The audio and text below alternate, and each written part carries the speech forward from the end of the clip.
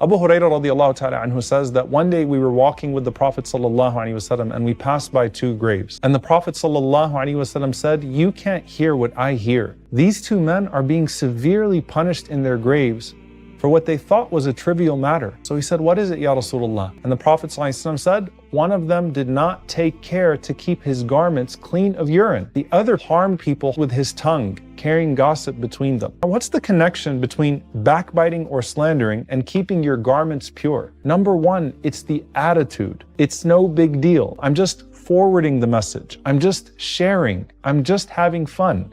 That's that carelessness with the tongue. But the similarity of a reckless tongue and a person who's careless with their wudu is that they're both not paying attention to the filth that they're spewing.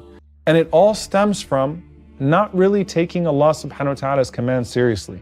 None of these ahadith about the punishment of the grave are meant to torture you here.